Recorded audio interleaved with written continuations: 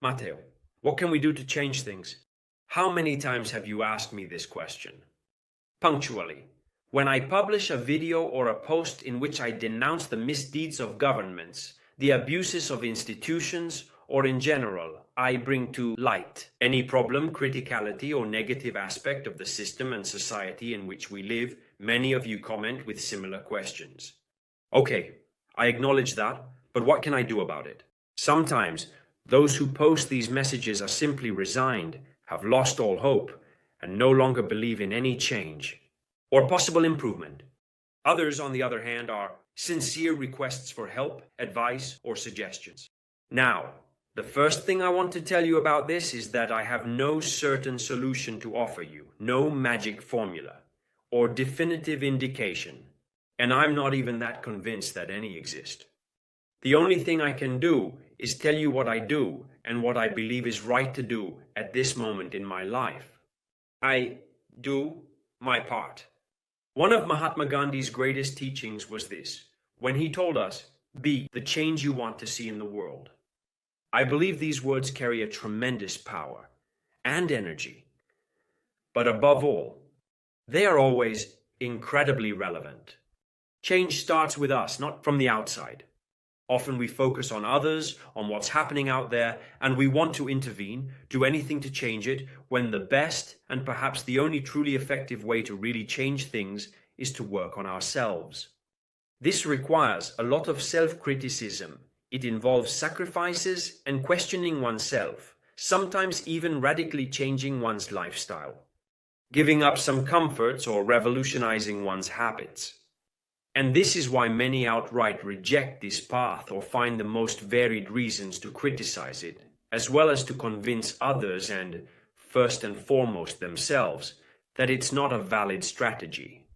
But Gandhi indeed demonstrated to us through his actions that this is indeed the correct path.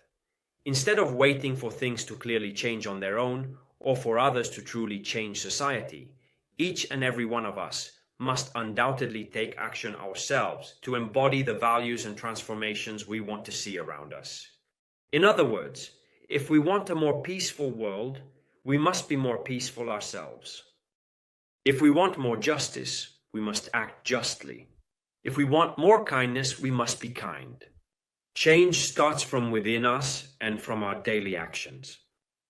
Because only by setting an example can we truly inspire others and contribute to a collective transformation. The warning from the great Indian soul is an invitation to personal responsibility and concrete action, rather than just simple criticism or passive waiting for things to get better on their own. I often like to remember and tell the story of the hummingbird, a traditional fable from South America. Very simple, but it gives great meaning. One day, a vast fire broke out in the forest. All the animals, frightened, fled to save themselves, helplessly watching the flames destroy their trees and homes. Only a little hummingbird kept flying back and forth between a river and the fire, bringing one drop of water at a time in its beak to try to put out the flames. The other animals, seeing him, said, "What do you think you can do with just one drop of water? It won't do any good." But the hummingbird, without stopping, replied, "I'm doing my part." Exactly what I mean when I say I do my part. This little story teaches that even if a single effort may seem insignificant in the face of a big problem, everyone has the power and responsibility to do their part. If everyone contributed even with small gestures, change would be possible. And after all, in history, even great revolutions, sometimes they were born this way, from small daily gestures of ordinary people. To stay on topic and explore further into the subject, I'll share a bit more with you. A quote that I'm particularly fond of, and it has always guided me like a beacon in the night. It is attributed to John Fitzgerald Kennedy. "A man does what he must, in spite of personal consequences, in spite of obstacles and dangers and pressures. And that is the basis of all human morality." I genuinely feel that these powerful words resonate profoundly and deeply within me, and they guide me whenever I face any hesitations or doubts. However, I'd like to add that each of us, like that hummingbird, should do what is our duty. even regardless of the results one might achieve. I do my part, and that's good enough. Whatever will be, will be. This is the point. Doing your part without expecting immediate rewards, without being discouraged by the enormity of the challenge, without wondering if the change will be enough. It's not a sudden event, a miracle that happens overnight. It's a seed that we plant every day with our actions, again with our example. It's the sum of every gesture of consistency, every courageous choice, and every step taken in the right direction. Maybe we won't see the results right away or ever. Maybe it won't be us to reap the fruits of our commitment. But it doesn't matter. What matters is to start to take action and to stop delegating the change to someone else.